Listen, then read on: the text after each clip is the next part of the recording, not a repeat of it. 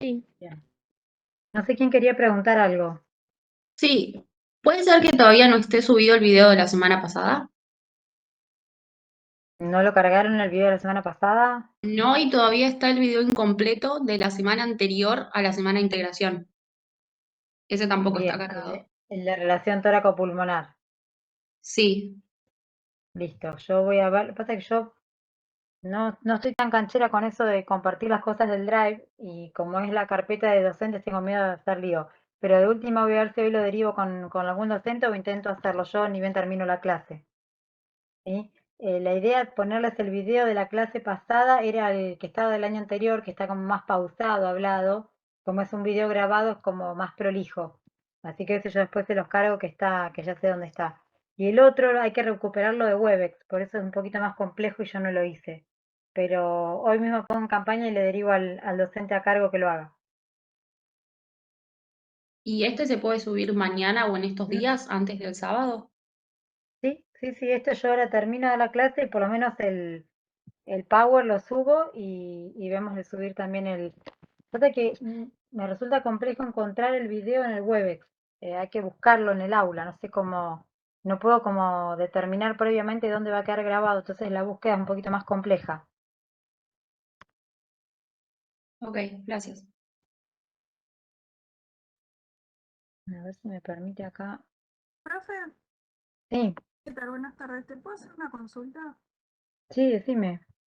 Te quería preguntar por el tema de un paciente tabaquista que puede, si puede tener tanto enfisema como fibrosis pulmonar, porque depende si tiene uno u otro, la compliance va a estar aumentada o disminuida.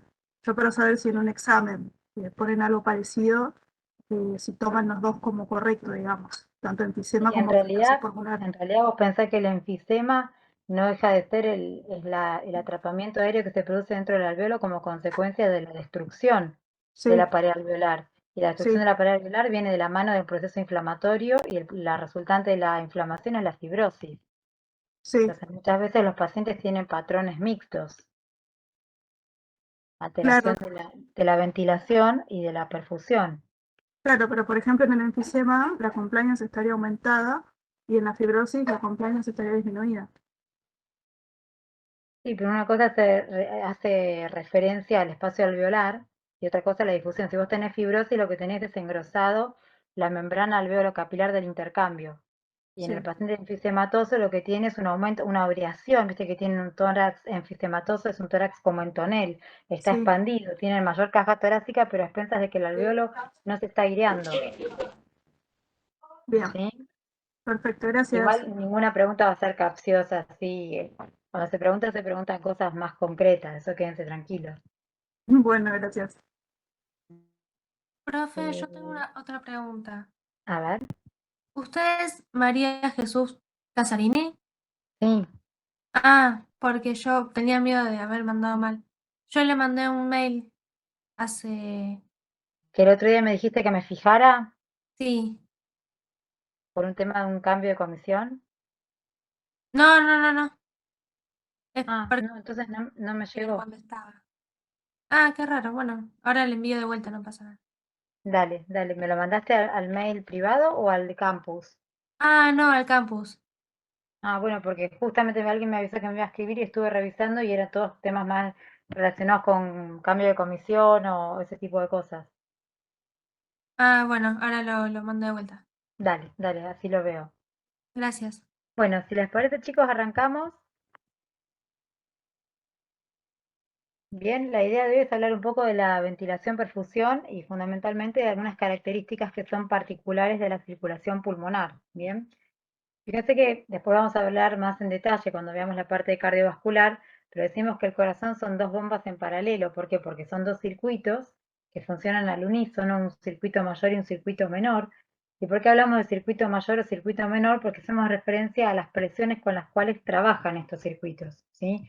Tenemos un circuito mayor o sistémico que bombea contra altas presiones, que corresponde a la bomba izquierda, ¿sí? Y un circuito menor o de baja presión que corresponde a las cavidades derechas. ¿Bien? ¿Alguien me puede explicar cuál es, digamos, la secuencia que sigue la sangre desde la arteria pulmonar? ¿Alguien se anima? Partimos desde acá, yo tengo el ventrículo derecho, arteria pulmonar. ¿Cuál sería el recorrido de esta sangre desde el ventrículo derecho hacia la arteria pulmonar? ¿Hacia los pulmones? Bien, hacia los pulmones, ¿y ahí qué sucede? Acuérdense que cuando hablábamos de la Hematosis. circulación pulmonar tenía dos tipos de circulaciones. Esto es algo también particular del pulmón. Tenía una circulación funcional, que es la circulación pulmonar propiamente dicha, y una circulación nutricia que estaba a cargo de qué vasos. De las arterias Bronquiales. bronquiales. Bronquiales, perfecto. ¿Y de dónde nacen las arterias bronquiales? De la aorta. De la aorta. Perfecto, de la aorta. Entonces fíjense que tenemos la circulación pulmonar, o digamos la irrigación pulmonar, tiene dos sistemas, un sistema nutricio a cargo de las arterias bronquiales y un sistema funcional a cargo del sistema de las arterias pulmonares. La arteria pulmonar nace del ventrículo derecho, ¿sí? A partir de un tronco común y se va a dividir para ir a cada uno de los pulmones, derecho e izquierdo. Allí, como dijeron bien, se va a producir el proceso de hematosis, ¿sí? A nivel de la membrana alveolo capilar se produce el intercambio, como ya vimos, cómo se transportaba el oxígeno, cómo se transportaba el dióxido de carbono. ¿Quién era el que determinaba la PO2 y la PCO2? ¿En cuál de sus morfologías del gas es que se determina la presión? Cuando está libre. Cuando está libre, perfecto. Acuérdense que la gran mayoría del oxígeno se traslada unido a la hemoglobina, que es la forma más eficiente del traslado de este gas. Pero lo que determina la presión de oxígeno es la forma libre, ¿bien? Entonces llega al pulmón donde se produce el intercambio y desde el pulmón, ¿cómo regresa al corazón? Por la vena pulmonar. A ver, por las venas pulmonares, ¿hacia dónde? Hacia la aurícula En la izquierda. aurícula izquierda. Perfecto, De aurícula ahí al izquierda, el ventrículo, aurícula izquierda. ventrículo, aorta, y de ahí se distribuye Perfecto, y al ahí se resto de los tejidos. distribuye toda la sangre oxigenada hacia el resto del organismo, ¿sí? Esa es la circulación en condiciones normales de la sangre oxigenada y desoxigenada, y cómo se produce este fenómeno de hematosis a nivel del pulmón, ¿bien? Entonces, fíjense lo que decíamos antes, hablábamos de un circuito menor, ¿por qué? Porque las presiones en la circulación pulmonar son muy bajas. ¿A qué nos referimos con bajas? Con que la presión a nivel de sistólica de la arteria pulmonar es de unos 25 milímetros de mercurio, mientras que la presión diastólica en la arteria pulmonar es de 8 milímetros de mercurio, ¿sí? ¿Saben cuál es la presión a nivel de la circulación sistémica? ¿No es 95? La presión sistólica es de 120 milímetros de mercurio. Fíjense la diferencia, hablamos de un sistema que bombea contra 120 milímetros de mercurio versus un sistema de baja presión de 25 milímetros de mercurio. Y la diastólica es de 80 milímetros de mercurio versus 8, ¿sí? El hecho de que tenga que bombear contra baja presión condiciona que las paredes de las arterias pulmonares y de todas sus ramas tengan menor capa muscular, ¿sí? Por eso también el ventrículo derecho no es tan musculoso, no está tan hipertrofiado como lo está el izquierdo, ¿bien? Y esto permite que la circulación pulmonar acomode el gasto de volumen sistólico gracias a su baja resistencia y a su gran distensibilidad, y actúa como un reservorio de sangre. ¿Bien? Recuerden que hace unas clases habíamos visto el concepto de compliance o complacencia. ¿Alguien me lo puede definir? Es el volumen que se expande el sistema autorregopulmonar por cada aumento unitario de presión transpulmonar. Exacto, era la variación de volumen en función de la variación de la presión. Si un sistema es complaciente, me implica que tiene la capacidad de aumentar en gran parte su volumen, pero a expensas de una pequeña variación en la presión, ¿sí? Y eso es característico del sistema venoso. Mientras que por el contrario, en el sistema arterial, pequeñas variaciones en el volumen van a producir grandes variaciones en la presión. Bueno, lo mismo ocurre con la circulación pulmonar. Tiene la capacidad de actuar como un reservorio de sangre. ¿Bien? Profe, perdón, ¿se está grabando la clase? Ay, ¿sabes que no?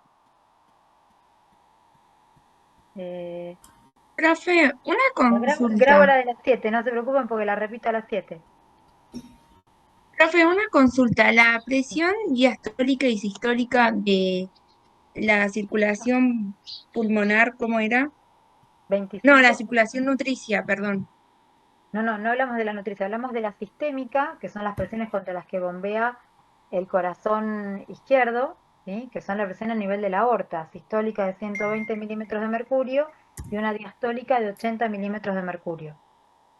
Ok, gracias. No, de ¿Que eso nada. es la tensión arterial, sería, profe? Esa es la presión arterial, exacto, en condiciones normales, ¿no? En una situación de normalidad. Claro.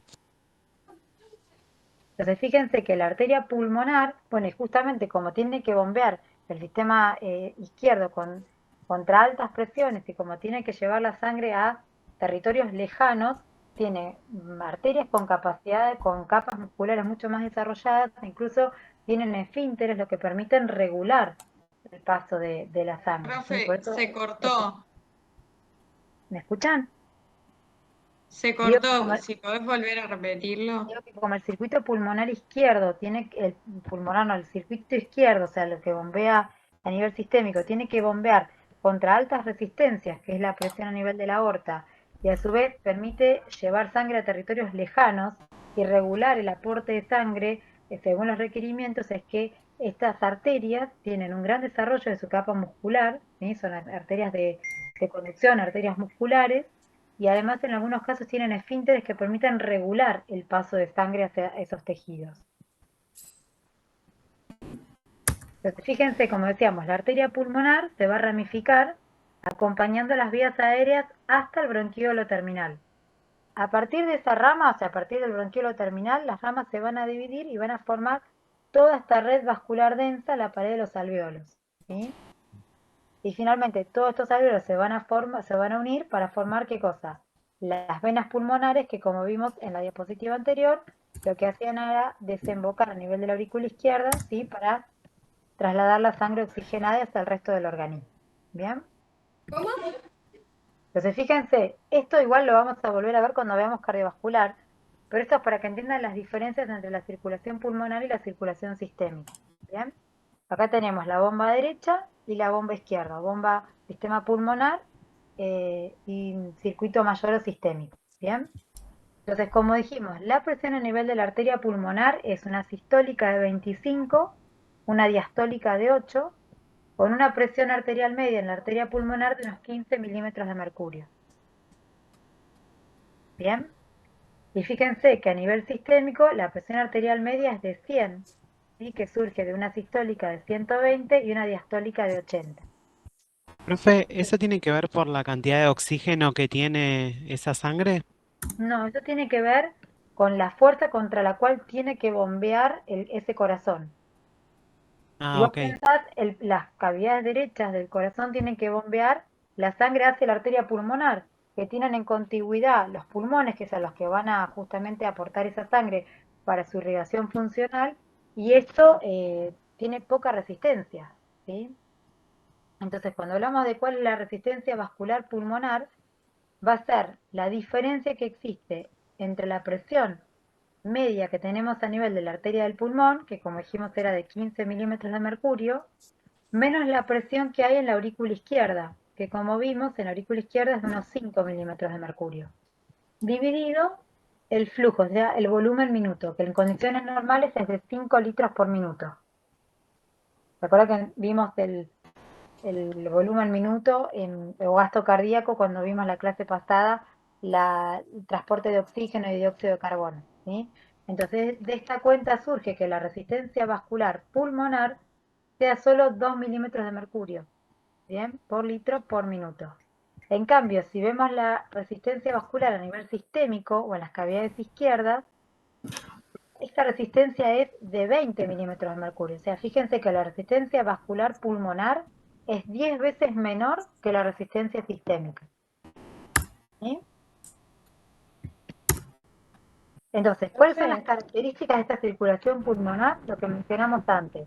Por un lado, la ausencia de capa de células musculares lisas arteriolares, la baja resistencia que hay al flujo, ¿sí? Por esto que vimos recién, que es de tan solo 2 milímetros de mercurio. Hay un fenómeno de vasodilatación pasiva, como vamos a ver después, Se puede producir un reflejo de vasoconstricción hipóxica, como vamos a ver como mecanismos de regulación de la resistencia pulmonar, y además hay ausencia de control central de la presión arterial pulmonar, a diferencia de lo que sucede en la presión arterial sistémica. ¿Sí? Estas son características particulares de la circulación pulmonar. Otra particularidad es que el flujo sanguíneo dentro del pulmón no es uniforme, ¿sí? En posición de pie vamos a ver que el flujo sanguíneo disminuye linealmente desde la base hacia el vértice. ¿Bien? ¿Y esto a qué se debe? A la diferencia de presión hidrostática que hay dentro de los vasos. Bien, en condiciones normales, en un adulto normal, la distancia que hay entre la base del pulmón y el vértice es de unos 30 centímetros. ¿Sí? Entonces, esta columna de sangre es lo que ejerce la presión hidrostática. Fíjense que la presión de la arteria pulmonar es baja respecto a la longitud de la columna hidrostática de sangre. O sea, dijimos que si la distancia es de 30 centímetros, la presión sistólica a nivel de la arteria pulmonar es de 25. ¿Sí? Es por eso que la presión hidrostática contribuye de manera importante en los cambios que vamos a ver en la presión de la arteria pulmonar. ¿Bien? Fíjense. Este es un pulmón en condiciones normales, dijimos que la distancia entre la base y el vértice pulmonar es de unos 30 centímetros. ¿Sí? ¿Cuál es la presión media a nivel de la arteria pulmonar? Es de unos 15 milímetros de mercurio, que lo que equivale a decir a 20 centímetros de agua. Acá está la cuenta de dónde sale este valor. ¿Sí? Fíjense que el peso específico del mercurio es 13,6 veces mayor que el del agua, entonces si multiplicamos nos va a dar que la presión en la arteria pulmonar multiplicado por el mercurio equivale a 20 centímetros de agua. ¿Bien? Esto es una cuenta matemática para ver si lo quieren expresar en centímetros de agua o en milímetros de mercurio. Como vamos a estar hablando de presión hidrostática, nos facilita mencionar la presión de la arteria pulmonar en centímetros de agua. ¿Bien? ¿Alguien me puede definir qué es la presión hidrostática? Por lo mejor estamos hablando de un concepto que no saben qué es. Sí, eso te iba a preguntar, ¿sería la presión que ejercen las partículas de agua? Las partículas de agua, no. A ver cómo lo podríamos decir. ¿O el vapor de agua No. en el Acá estamos pulmón? hablando de una Es la- columna de líquido. ¿No es como la presión que ejerce cualquier líquido dentro del vaso? ¿O la presión que ejerce el agua, profe? En realidad cuando hablamos de presión hidrostática, se refiere, por eso hablamos siempre de columnas, de columnas de flujo. Es la presión a la que está sometido un cuerpo que está sumergido en un fluido. ¿Sí? ¿No les llama la atención, por ejemplo, vamos a ver mejor cuando veamos la parte de cardiovascular, pero por qué creen que el suero no se pone al costado de la cama y todos los pacientes en una habitación cuando están internados tienen el suero colgado? ¿Por la gravedad? Por Por diferencia la de presión presión. hidrostática. Ah, ¿Sí? ¿Se entiende eso? No entiendo, Entonces, profe. O sea, entonces no es la presión que ejerce el líquido, o sea, en sí, sino la Es presión que la le ejerce fuerza el que líquido se a su ejerce sobre un cuerpo. objeto que está sumergido en un fluido, cuando está en reposo. ¿Sí? Cuanto mayor es la columna, mayor es la presión. ¿Sí? no se escuchó, profe. O sea, podríamos decirlo que es la presión que ejerce un fluido sobre las paredes del fondo del recipiente que lo contienen. Entonces, fíjense, acá la distancia de acá a acá hace que la presión hidrostática sea mayor. ¿Sí?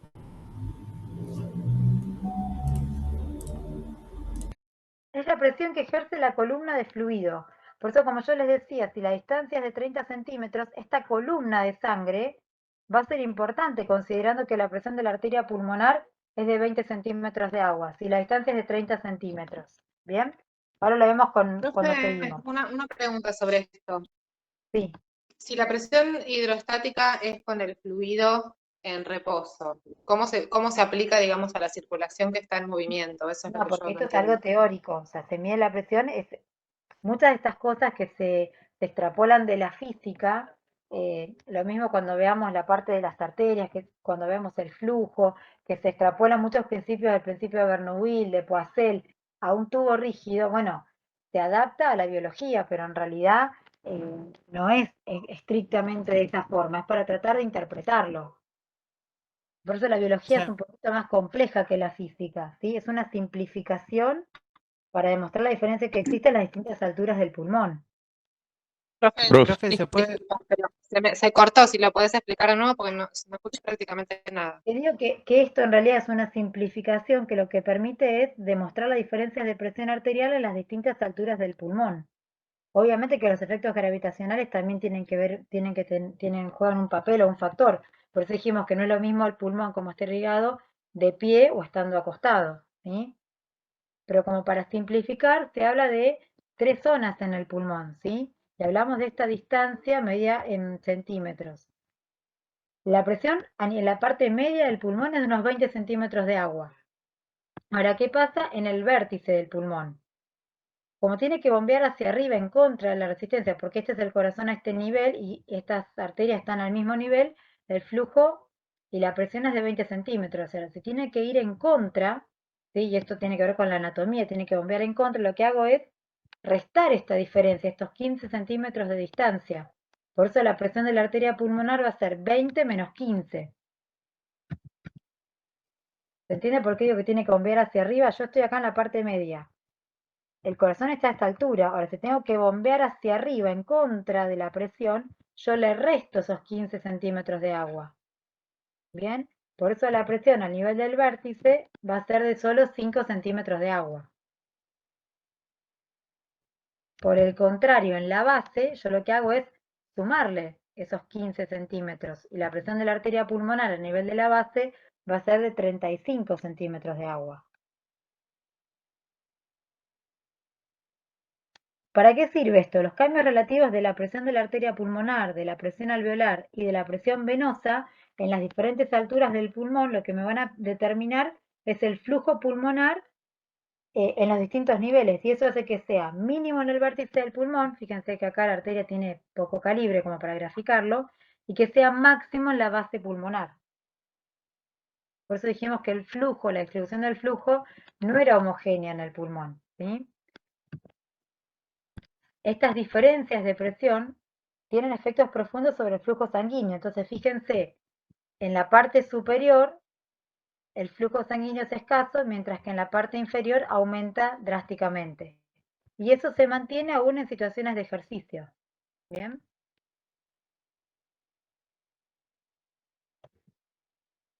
Entonces, Profe, sí. ¿por qué es mayor la presión en la base? ¿Porque está más irrigada? Por esto que les muestro yo ahora. Fíjense, ¿y por qué está más irrigada? Por esto que les muestro las diferencias de presión. La presión de la arteria pulmonar es de 35, mientras que en el vértice es de solo 5. Y de la interrelación entre la presión alveolar, fíjense que ¿qué va a condicionar acá? La presión, el flujo, digamos. La interrelación entre la presión de la arteria pulmonar, la presión en el extremo venoso y la presión a nivel del alvéolo. Esta también es una particularidad que tiene la circulación pulmonar, que hay un factor externo que comprime extrínsecamente, desde afuera está comprimiendo el vaso. ¿Sí? Fíjense, ¿Cuál sería ese factor externo? la presión alveolar. Pero ¿cómo desde afuera? No entiendo. Ahora yo te muestro este gráfico y a lo mejor lo vas a entender mejor. Mirá. Los capilares de las paredes alveolares están distendidos por la presión de la sangre que hay adentro. O sea, ¿qué es lo que distiende la pared del vaso? La sangre que fluye por dentro. Pero además va a estar comprimido por la presión que ejerce el aire a nivel del alvéolo. ¿Sí? Esto que vemos acá. Claro, cuando pasan por el alvéolo. Claro, vos fíjate que acá vos tenés la presión que ejerce el alvéolo. No es lo mismo la presión que ejerce sobre la base del pulmón que sobre el vértice.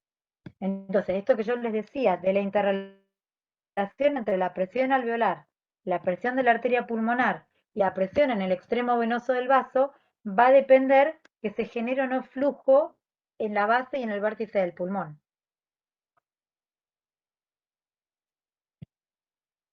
Bien, fíjense. En la zona 1, esto es lo que se conocen como zonas de West.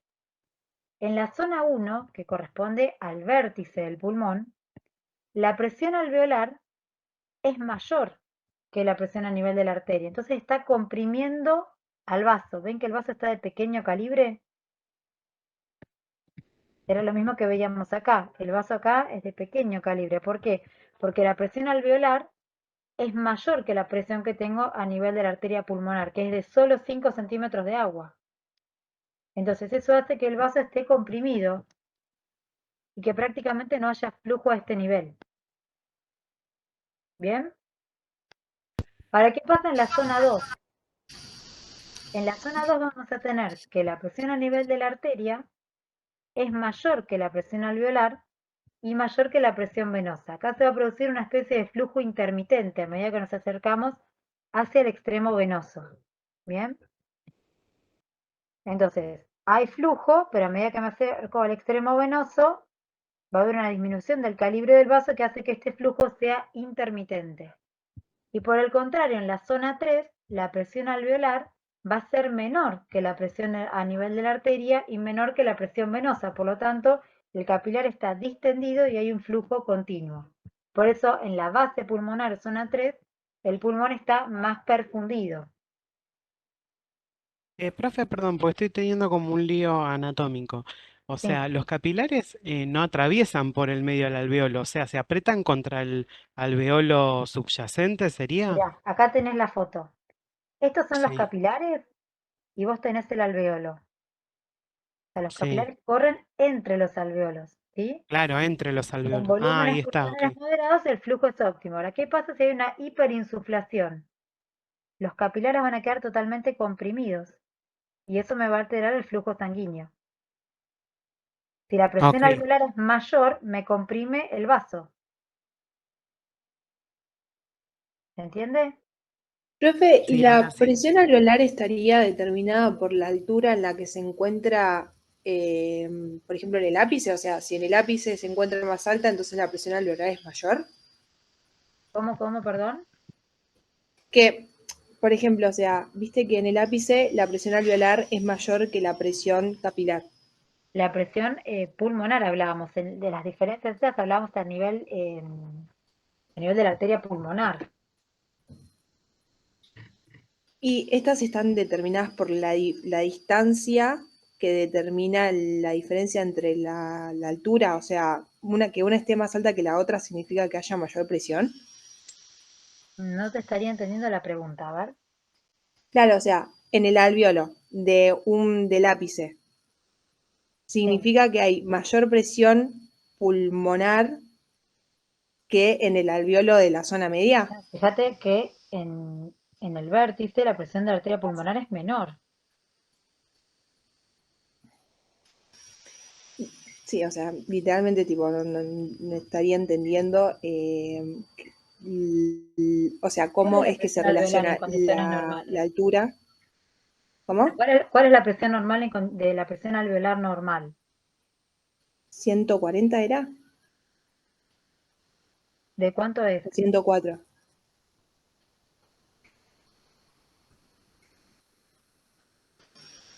La presión en el Es alveolo. de 0 Sí, y después Ahí está, fíjense, la presión alveolar es igual disminuye a para que 0. entre el aire. Fíjense que la presión alveolar es igual a 0. ¿Sí? Y eso va a depender del flujo de aire también. Claro, o sea, cuando hay más aire que se hace más negativa, ¿cómo cambiaría? Lo que pasa es que están mezclando la relación tóraco-pulmonar con la presión intraalveolar, pleural y la transpulmonar con la presión que se sucede a nivel de la arteria. Estamos, me parece, mezclando conceptos ahí. Profe, Sí. entonces ahí qué pasa no es que la presión intraalveolar, sino la presión que el alveolo hace sobre el vaso, Claro, ¿no? por eso les digo, es la presión que está ejerciendo sobre el vaso.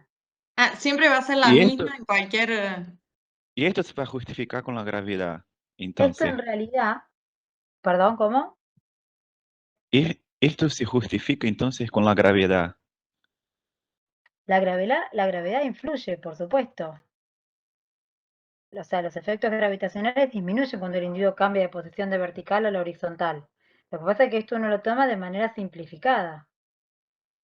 Pero cuando nos referimos a la presión alveolar, nos referimos a la presión, por eso yo les mostraba este grafiquito de acá. Es la presión que ejerce sobre la pared del capilar, comprimiéndolo o no.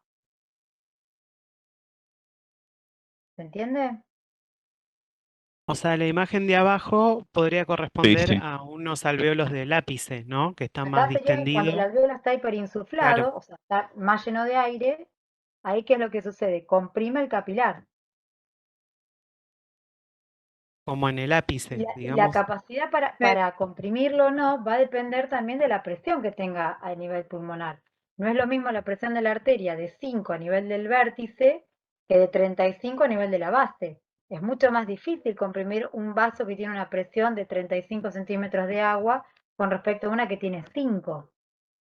Por eso decimos que en esta situación la presión alveolar es mayor que la presión de la pulmonar. Presión Y alveolar es lo mismo que la presión intraalveolar, la de adentro del alveolo que no, acá nos ejerce referimos el a la presión aire. que ejerce el alveolo sobre, ¿sí? Fíjense, como yo les leí acá, es la presión del aire alveolar que está en el exterior. Vos tenés el alvéolo que está rodeado por todos los capilares que forman como un ovillo, ¿sí? Y ese Sí. alvéolo lo va a estar apretando al capilar. Lo va a poder comprimir o no dependiendo de la presión que tenga a nivel de la arteria. Esta presión va a ser baja en el vértice, de 5 centímetros de agua, y de 35 en la base.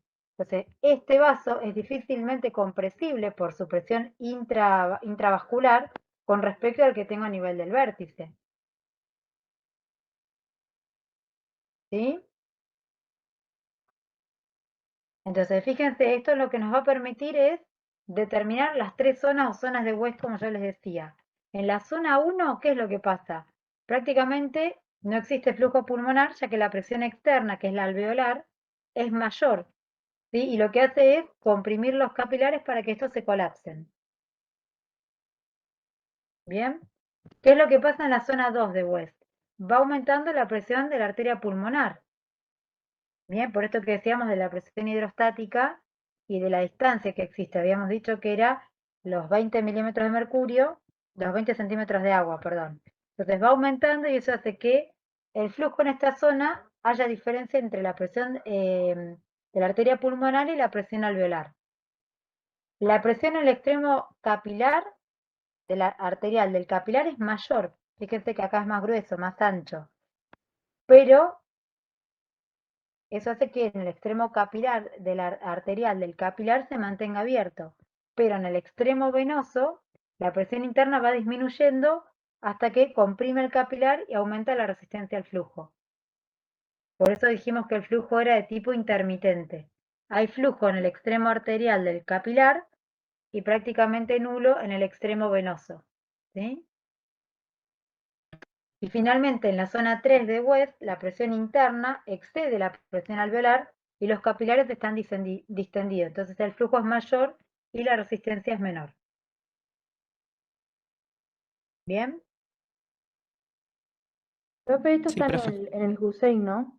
Esta foto es textual del Hussein. Ah, joya, joya. Gracias. ¿Sí? Es textual el capítulo del libro. Pero como concepto tenemos que entender que del interjuego entre la presión pulmonar, la presión alveolar y la presión venosa va a permitir que haya o no flujo y que ese flujo sea distinto entre el vértice y la base, definiendo tres zonas marcadas de irrigación. ¿Sí? ¿Para cuáles van a ser los determinantes de la resistencia vascular pulmonar? Los podemos clasificar como factores pasivos o factores activos. ¿Sí? Dentro de los factores pasivos tenemos el reclutamiento, la distensión de los capilares y el volumen pulmonar. Y dentro de los factores activos vamos a tener los factores neurohumorales y la vasoconstricción inducida por hipoxia. ¿Bien? Entonces, ¿qué es el reclutamiento? Y es la foto que yo les mostraba antes. Como vimos, cuando las presiones alveolares superan a la de los capilares, ¿qué pasa con esto? Los capilares se colapsan, como vemos acá. Si la presión dentro del alveolo es mayor, el capilar se colapsó. Pero cuando la presión arterial pulmonar aumenta, la resistencia vascular pulmonar disminuye. ¿Y eso por qué?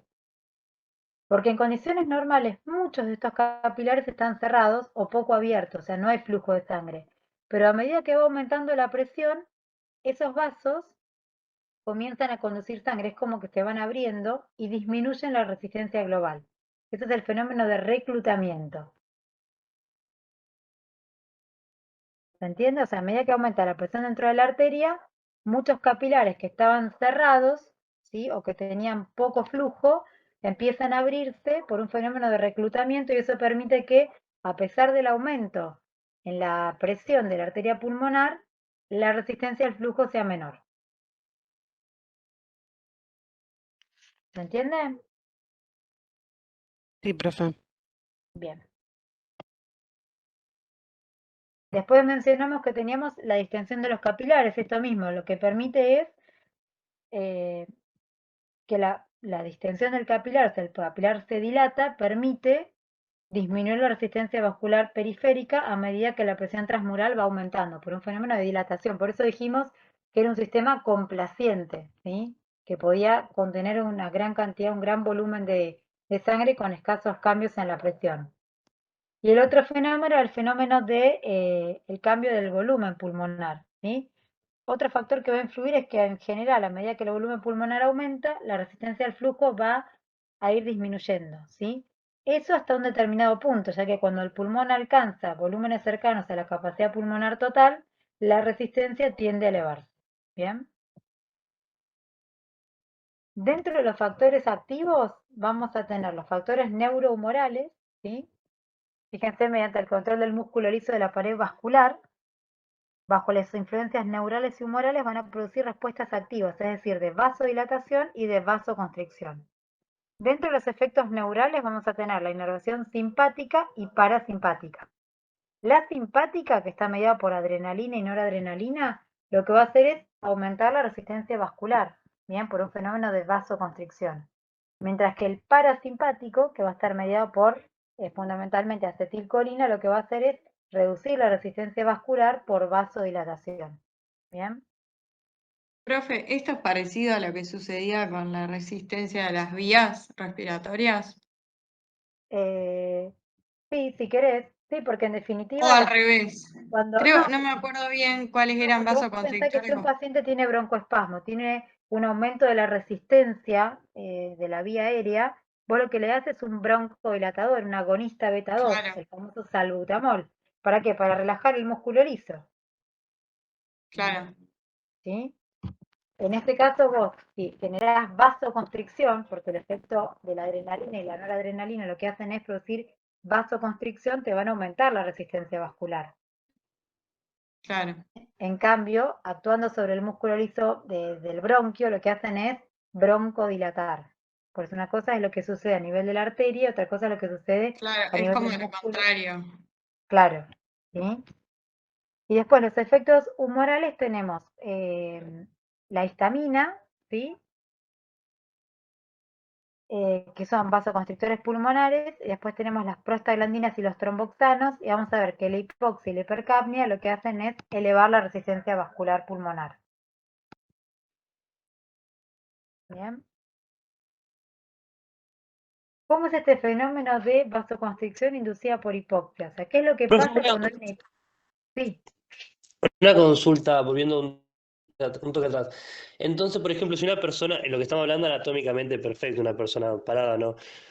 O acostada, pero si la persona está erguida, digamos, la zona del vértice estaría más disminuida de lo que estaría, ¿o no? en realidad lo que hay una disminución en el flujo sanguíneo, es como que actúa como una zona de reserva.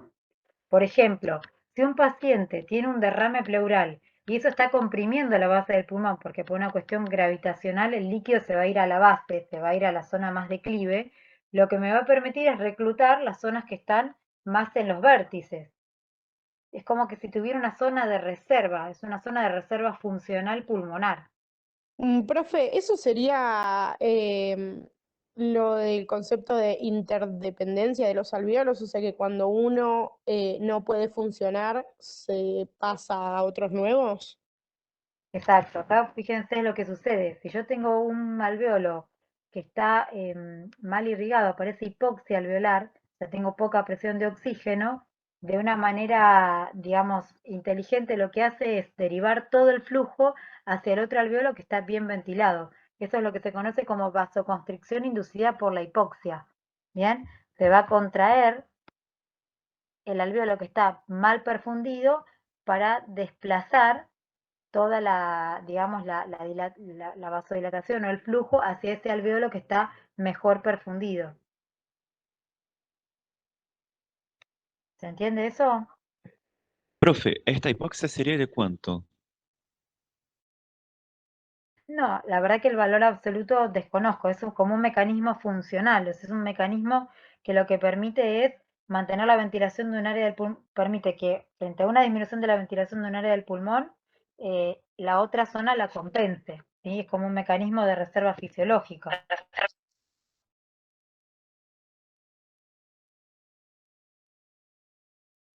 Bien, gracias. ¿Bien eso? O sea, ¿para qué voy a estar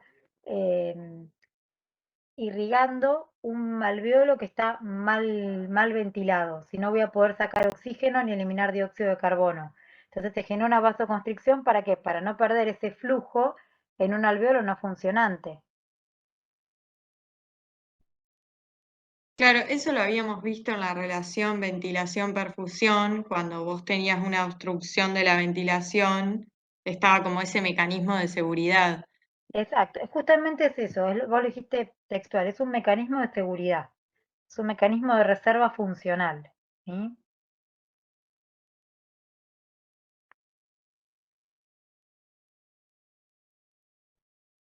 Ahí me estaba fijando lo que me preguntaban. El valor a partir de la cual se genera este reflejo es de 70 milímetros de mercurio. Para el compañero que me preguntó, Sí, la sí, vasoconstricción inducida por hipoxia es cuando está cuando la PO2 es menor a 70 milímetros de mercurio.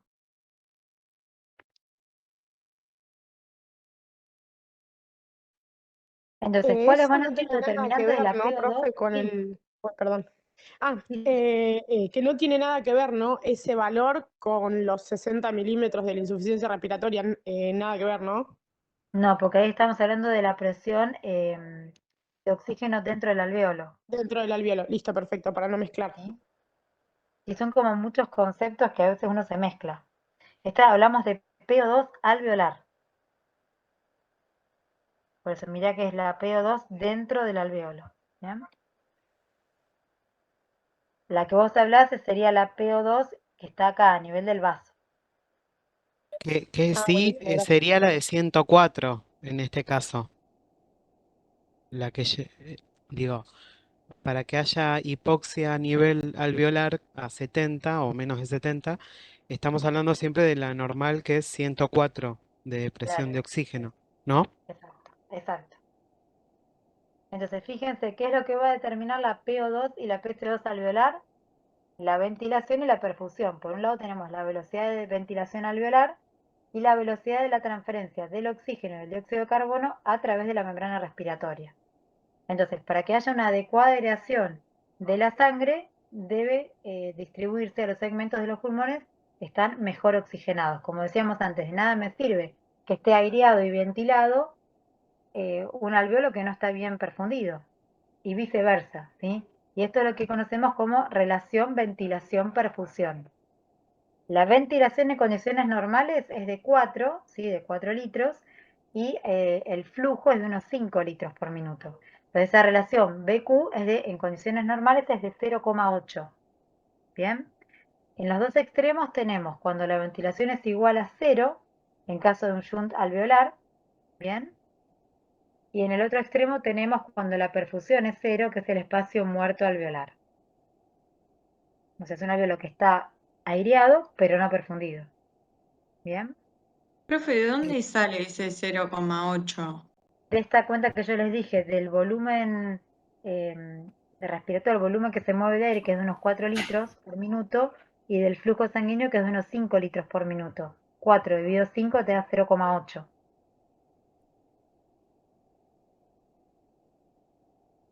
Alveolar. El espacio muerto alveolar es cuando es un alveolo que está ventilado, pero que tiene una perfusión cero. Ah, ok, gracias. ¿Sí? Y el shunt alveolar es cuando está perfundido, pero no está ventilado. Profe, Ese es el extremo de las situaciones, ¿no es cierto? Del coeficiente BQ. Sí. ¿el espacio muerto alveolar también se le llama espacio muerto fisiológico o estoy confundiendo conceptos? No, eso no es el espacio muerto anatómico y fisiológico, es otra cosa. Ah, buenísimo, gracias. Así no confundo. Y fíjense que hablamos de hipoxemia. ¿Qué es la hipoxemia?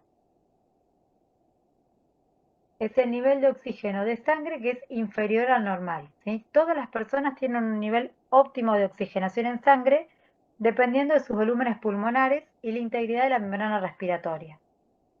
¿Cómo se calcula la presión de oxígeno esperada? Mediante esta fórmula que es 110 menos la edad multiplicada por este factor de corrección que es 0,33. Entonces, por ejemplo, para una persona de 37 años, la PO2 esperada va a ser de 97,7. Hago 110 menos 37 por 0,33 me da ese valor de 97,7. ¿Sí? Esta fórmula creo que la vieron en morfofisiología, ¿no es cierto? Eso No, me sería, parece que profe, lo que te debería dar, por ejemplo, ¿no? Si le pones un oxímetro a una persona, uno debería hacer esa cuenta y según lo esperado debería estar ese resultado. Claro, una cosa es porcentaje de saturación que vos medís con un oxímetro de pulso, y otra cosa es cuando vos medís los gases en sangre arterial. Ah, ¿Sí? Una cosa, acá no estamos hablando de saturación, sino esto sería el valor, sería 97%. Yo acá te estoy hablando de milímetros de mercurio. No estoy hablando de porcentaje de saturación de la hemoglobina, sino la presión de oxígeno esperada para la edad. ¿qué o sea, sería es el oxígeno entonces, libre? Claro, la PO2 dijimos que correspondía al oxígeno libre, ¿sí? La gran mayoría era el que está unido a la hemoglobina y ese no es el que medimos cuando medimos la PO2. eso se mediría entonces con sangre arterial. Sacando sangre arterial que habitualmente se saca de la arteria radial, ¿sí? Ah, bien, ahí está. Ahora sí. Bien. Entonces, fíjense, cuando sospechamos hipoxia o hipoxemia, lo que tenemos que hacer es confirmar el resultado con datos de laboratorio. O sea, el diagnóstico de hipoxemia es mediante laboratorio, no es un diagnóstico clínico. El paciente puede tener signos y síntomas, pero en realidad la confirmación diagnóstica es mediante gases en sangre, ¿sí? ¿Cómo lo voy a determinar? Y para poder establecer la causa, lo que necesito saber es determinar la presión arterial de oxígeno, ¿sí? Que como dijimos se hacía mediante la extracción de sangre de la arteria radial. Es una extracción dolorosa, pero duele mucho sacar sangre arterial, ¿sí? El paciente, una vez que le sacaste una vez, después le cuesta que le saques de vuelta porque es realmente doloroso. Después lo que calculamos es la presión de oxígeno esperada para la edad, con la fórmula que vimos recién, ¿sí? 110 menos la edad por 0,33, ¿bien? Y después lo que vamos a ver es la diferencia alveolo arterial de oxígeno, ¿sí? O la diferencia AA, que en condiciones normales o el valor normal es menor a 15 a 20 milímetros de mercurio, ¿bien? Entonces, Perdón, quiero profe. conocer sí. Eso sería entonces, yo saco la cuenta de mi presión de oxígeno esperada y le resto la que me sacarían de la arteria. Claro, vos le sacás sangre al paciente de sangre arterial, tenés el Sí, valor de presión arterial, le calculás la esperada, ¿sí? sí. Y vos después lo que vas a hacer es este cálculo, que vamos a ver ahora, que es la diferencia entre la PO2 alveolar y la PO2 arterial. Ah, ok. ¿Cómo se va a calcular la PO2 alveolar? También mediante una fórmula, ¿sí? Que es la presión barométrica, que en condiciones normales, ¿de cuánto es? 760, ¿sí? A nivel del mar, 760 milímetros de mercurio, menos la presión de vapor de agua por la fracción inspirada de oxígeno, menos la presión arterial de dióxido de carbono sobre un índice de respiración, un coeficiente respiratorio. Profe, Profe, ese valor que te da, ¿puede ser que sea el que perdés en ese shunt que se daba entre Ahora la les voy a vena? mostrar. Esto lo que me va a permitir es diferenciar cuál es el mecanismo de la insuficiencia respiratoria. O sea, yo cuando calculo el gradiente entre la sangre alveolar y la sangre arterial, lo que evalúo es la eficacia del intercambio gaseoso.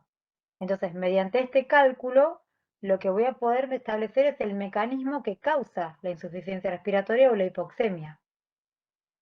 Y es lo que vos decías, si el gradiente es normal, eso se debe a una hipoventilación alveolar. En el resto de las situaciones, el gradiente alveolo arterial va a estar aumentado. Entonces, ¿para qué sirve? Porque el valor se correlaciona con la gravedad de la insuficiencia respiratoria, ¿sí?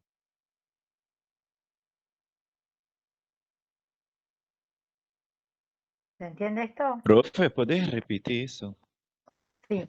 Yo acá puedo establecer, primero, como dijimos, puedo ver si el paciente tiene hipoxemia o insuficiencia respiratoria. Si tiene hipoxemia, lo que voy a determinar es la causa, y por eso tengo que conocer cuál es la PO2 en sangre arterial, cuál es la PO2 esperada para la edad de ese paciente y cuál es la diferencia que existe entre el oxígeno arterial y el oxígeno alveolar. O sea, PO2 alveolar, PO2 arterial. ¿Bien?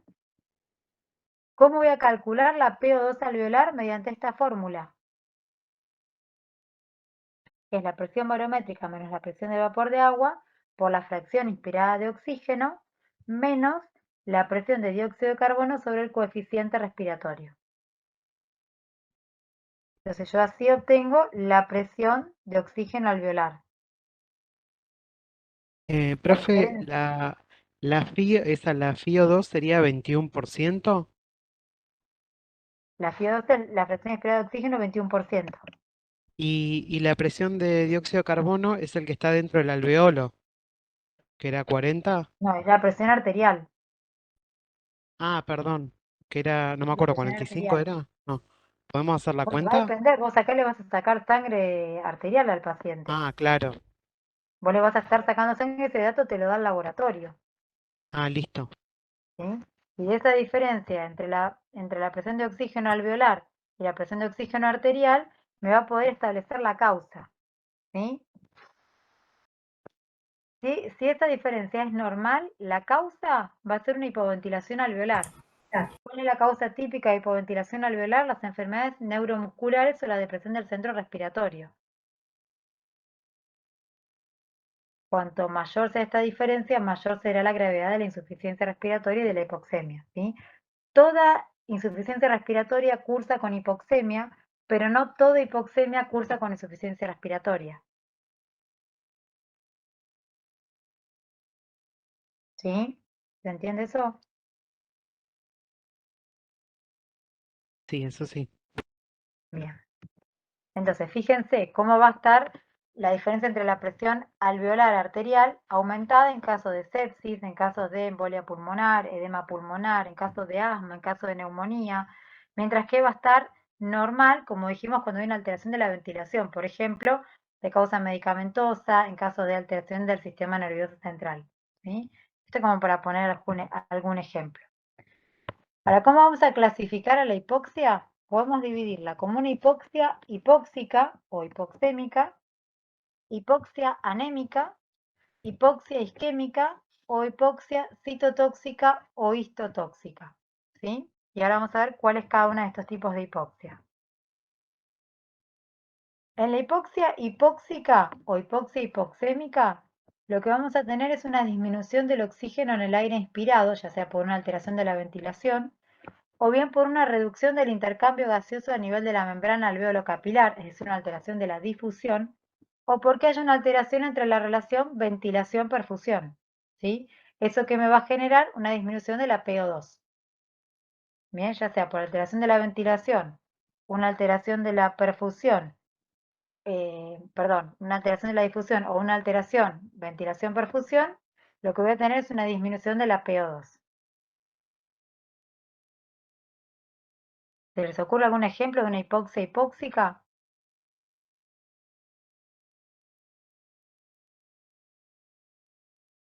¿Un ¿En qué efisema? situaciones, por ejemplo, va a estar alterada la ventilación? ¿En una asfixia En puede una ser? obstrucción de las vías respiratorias.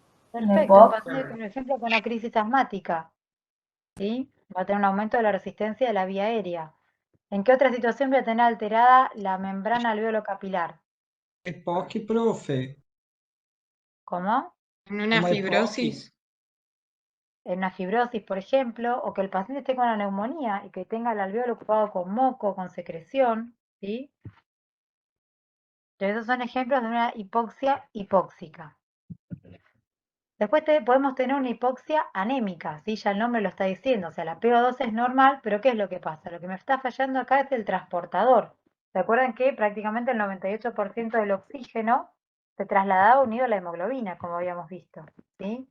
Entonces, el efecto resultante es que el oxígeno llega normalmente a la sangre, pero el transportador no es útil para su transporte, ¿sí? Después tenemos la hipoxia isquémica, en este caso la PO2 es normal, pero lo que hay es una alteración en el flujo sanguíneo a nivel del tejido. O sea, hay una desaceleración en la circulación sanguínea o bien un secuestro de sangre en determinadas regiones del organismo, no llegando a la cantidad adecuada a otra zona. Por ejemplo, paciente con un evento coronario, que tiene una placa de colesterol a nivel de la coronaria, entonces llega el oxígeno a la sangre se une a la hemoglobina, pero no puede llegar al sitio donde lo necesita el tejido, ¿por qué? Porque la arteria está tapada. ¿Bien? Eso es el ejemplo de lo que pasa en un accidente cerebrovascular isquémico, en un infarto agudo de miocardio, en una isquemia arterial aguda, lo que es un compromiso del flujo sanguíneo. Bien, eso es una hipoxia isquémica. Profe, una pregunta Sí. para ordenarme un poco. Las fórmulas que vimos anteriormente las vamos a tener que poner en práctica, ¿no? Como que en el examen, por ejemplo, nos van a tomar problemas y nosotros tenemos que resolver Sí, y eso aplicar igual esas lo fórmulas. van a trabajar también en la guía de Morfo. Porque no veo acá en la guía, a ver, de Morfo que haya demasiado, no hay como muchos casos clínicos en donde nosotros tengamos que aplicar la fórmula. Mi pregunta era si nos podrían dar ejercicios de ese estilo, porque si no es como que Sí, pero una cosa muy con resolver sencilla uno solo no como nos alcanza. una cosa muy sencilla como ver si, por ejemplo, te doy un montón de datos y te digo la edad del paciente y te digo cuál es la presión de oxígeno y te pregunto si está hipóxico o no. Vos tenés que calcular la presión de oxígeno esperada para la edad. Ok. Sí, está bien, pero bueno, esas cosas que parecen una pavada, después en el examen las preguntas las hacen de una forma u otra y uno termina como, no, como si nos pudiesen dar más ejercicios para resolver, porque a mí me interesa, como yo siento que necesito más práctica, para poder practicar más esto. Porque por ahí hacemos un solo ejemplo, pero después las preguntas tienen variaciones y me parece que uno aprende mejor si lo pone más en práctica, o sea, con más casos que resolver. Eso, nada más. Dale, bueno, se lo voy a transmitir a los chicos que están en Morfo, como Dale, para que por hagan favor. algún que otro ejercicio durante la clase como para afianzar los conceptos. Sí, estaría bueno que nos den, no sé, un tipo, una guía así de ejercicios para resolver, si, no sé, algo Bien, así. sí, yo se lo transmito a los profes. Si no, viste, es como que estas cosas tienen matemática, tienen física, y si uno aprende matemática y física resolviendo ejercicios, si no está eso práctico, después es como que es muy difícil aprenderlo. Bien, me parece válido el comentario, así que se los voy a pedir que agreguen algún otro, por lo menos quizás ya no en la guía que ya está redactada y subida, pero sí quizás en la clase para que lo desarrollen. ¿Sí? Gracias. Eso lo podemos implementar. Profe, Gracias. Sí. ¿Podría dar un ejemplo de hipoxia anémica, porfa? Hipoxia anémica, por ejemplo, un paciente que está con una hemoglobina de 8, ¿sí? Entonces yo no tengo ningún problema respiratorio, pero ¿qué pasa? No voy a estar con el suficiente oxígeno. ¿Por qué? Porque mi transportador, que es la hemoglobina, es deficiente. Entonces, cuando a un paciente con anemia decimos que tiene disnea o falta de aire, eso es consecuencia de la hipoxia. Muchas gracias. ¿Sí? Y después tenemos la hipoxia citotóxica o histotóxica, en la que los tejidos son incapaces de utilizar el oxígeno que llega con completa normalidad. ¿Sí? Entonces la sangre venosa va a estar rica en oxígeno. ¿En qué situación clínica se puede dar una hipoxia citotóxica? Por ejemplo, en un caso de una sepsis. ¿Sí?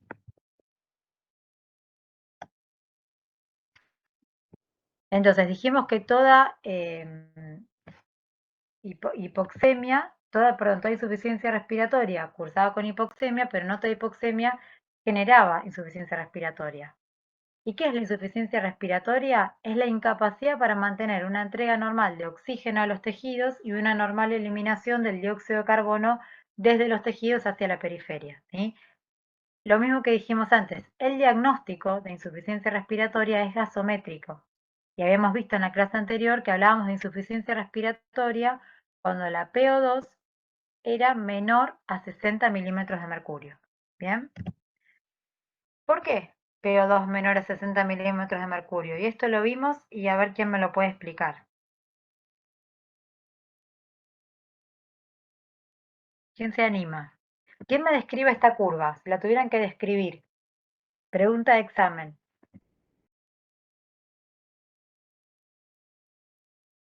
No escuché la pregunta, profe, perdón. ¿Cómo? Porque Que no escuché la pregunta. ¿Quién me puede describir esta curva? ¿Qué es lo que estamos evaluando? ¿Qué tenemos en el eje de las Y, en el eje de las ordenadas? ¿Por qué el punto de corte para hablar de insuficiencia respiratoria es de 60 milímetros de mercurio? ¿Por qué la morfología de la curva? ¿Qué es lo que estamos viendo? ¿Qué curva es esta? Bueno, estamos viendo la curva de la saturación de la hemoglobina. En las dos abscisas se pueden ver, por un lado, la saturación de oxígeno y por otro lado, la presión de este oxígeno. Bueno, la forma de la curva era sigmoidea, dijimos, que bueno, se empieza a elevar a cierta presión, que más o menos creo que es 10-15, es donde empieza a elevarse y a saturarse la hemoglobina, y se usa 60 de punto de corte para definir insuficiencia respiratoria, porque es desde ese punto donde la curva hacia la izquierda tiene un declive rápido en la saturación. Perfecto, o sea, cuando hay una presión de oxígeno por debajo de 60, hay una brusca desaturación de la hemoglobina, ¿sí? La saturación cae bruscamente. ¿Y qué era el P50? La presión que había que ejercer para que la hemoglobina se sature a la mitad. Perfecto, la presión parcial de oxígeno necesaria para que el 50% de la hemoglobina esté saturada, ¿sí? Y eso lo tomábamos ¿por qué? Porque la curva se podía desplazar, ¿se acuerdan? Hacia la izquierda o hacia la derecha. ¿Bien? ¿En qué condiciones se desplazaba hacia la derecha? ¿Y qué significa que se desplace hacia la derecha? En el Tiene ejercicio, menos por ejemplo. afinidad. Bien, que se desplace a la derecha significa que aumentó o disminuyó la afinidad de la hemoglobina por el oxígeno. Significa que Disminuyó. o sea que Disminuyó, necesitaríamos más perfecto. presión ¿Por qué? Porque estoy para que necesitando se más pueda oxígeno, entonces saturar. necesito que la hemoglobina libere oxígeno. Bien, entonces en caso de aumento del 2,3-difosfoglicerato, que habíamos dicho que era un producto intermedio de la glucólisis, en caso de aumento de la temperatura, como sucede en el ejercicio, en caso de aumento de la PCO2, en caso de un aumento de los hidrogeniones, bueno, ahí lo que voy a tener es una desviación de la curva hacia la derecha y una disminución de la afinidad de la hemoglobina por el oxígeno. ¿Bien? ¿Y cómo podemos clasificar a la insuficiencia respiratoria? Como tipo 1 o tipo 2, ¿sí? ¿Qué significa tipo 1? Que es una insuficiencia respiratoria parcial, o sea, es una hipoxemia sin hipercapnia. Bien, en este caso lo que hay es una hiperventilación. Como el paciente tiene hipoxemia, lo que hace es intentar compensar, hiperventilando. Al haber una hiperventilación, lo que voy a hacer es lavar dióxido de carbono, por eso no hay hipercapnia.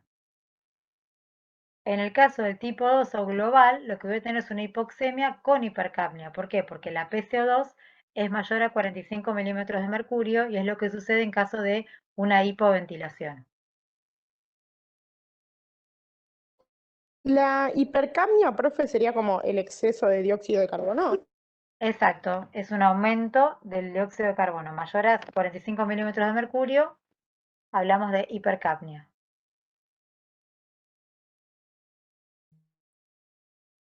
¿Cuáles van a ser los signos y síntomas de hipoxemia e hipercapnia? De vuelta, el diagnóstico es gasométrico, luego mediante pruebas de laboratorio.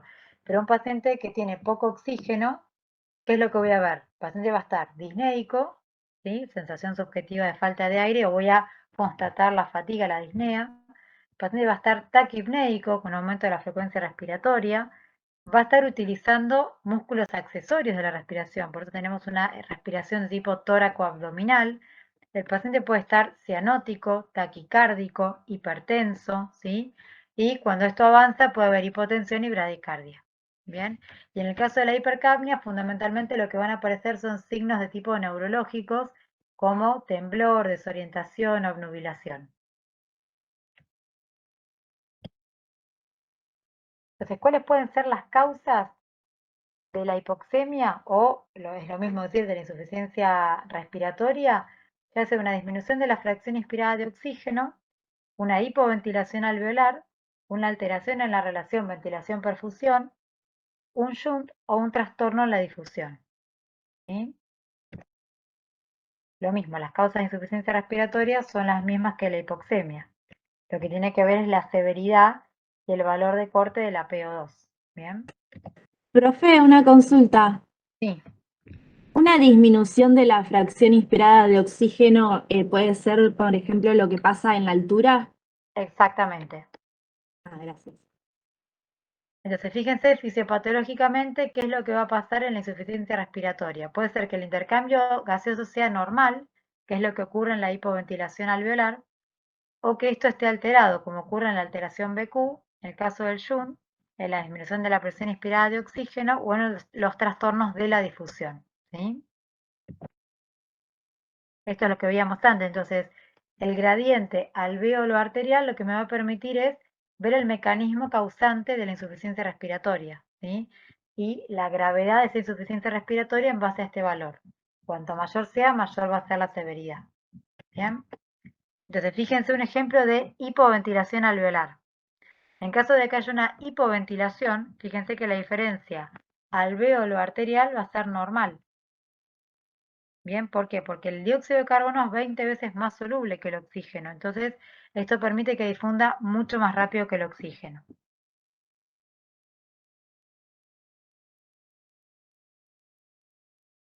Bien, es la única situación en la cual voy a tener una diferencia alvéolo arterial normal. ¿Cuáles van a ser causas de hipoventilación? Puede ser centrales o periféricas, ¿sí? En el caso de las centrales, todo lo que comprometa el centro respiratorio, ya sea por una depresión del centro respiratorio, por un traumatismo de cráneo, por un accidente cerebrovascular, por un tumor cerebral, por una hernia cerebral, por una encefalitis, ¿sí? O de causa periférica, ya sea por una alteración muscular, de una miastenia gravis, una esclerosis lateral amiotrófica, un botulismo, un tétanos, o bien por una causa de la pared costal, ya sea una fractura de una costilla o alguna lesión, por ejemplo, de un nervio frénico. ¿Bien? Pero esto conceptualmente es importante, que en caso de hipoventilación, esta diferencia alvéolo arterial va a ser normal. Lo que preguntaban Profe, recién, ¿qué puede pasa ser en caso de que haya una disminución de la fracción inspirada de oxígeno? ¿Sí? Por ejemplo, en la altura, en La Paz, o siempre que los futbolistas cuando van a jugar a zonas de altura se quejan, ¿por qué? Porque tiene una desventaja física como consecuencia de la disminución de la presión del gas en sangre, la presión barométrica que es menor. En esos casos el paciente va a tener una hipoxemia relativa. ¿Sí? Profe, Sí, ¿podrías abrir el sondeo porque me tengo que ir a otra clase? sí, cómo no. Gracias. Ya lo abro, ¿eh? Profe, ¿les puedo hacer una pregunta mientras? Sí. Yo también tengo anotado que existe una insuficiencia respiratoria mixta y no la entendí muy bien. Sí, a ver, insuficiencia respiratoria de causa mixta, no sé en qué contexto lo pone. Muchas veces cuando hablamos de insuficiencia respiratoria mixta puede ser porque haya una alteración en la ventilación o en la perfusión o en las dos cosas. Ah, ok. Yo ¿Sí? tenía que, dice que los pacientes tienen más de un tipo de insuficiencia. Tiene hipoxemia, hipercapnia y también pueden tener hiperventilación. Hipoxemia, hipercapnia y además hipoventilación. Claro, sí, es lo que Hiperventilación. vimos antes en la insuficiencia global, cuando el paciente tiene una alteración de la ventilación, no puede eliminar el dióxido de carbono en exceso, entonces tiene un aumento de la PCO2, eso es la hipercapnia. Como no puede ventilar, tiene menor PO2. Y la global sería la 2, ¿no, profe? La tipo 2 es la global, sí. Listo, gracias.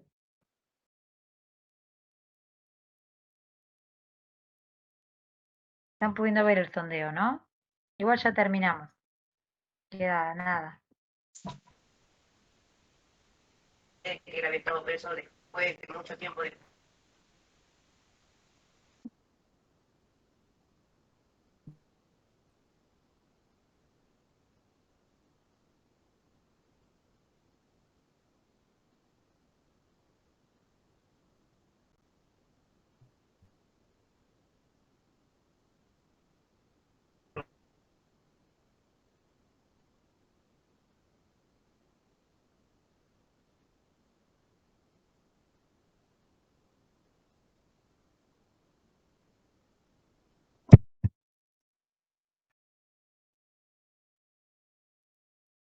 ¿Están viendo el sondeo?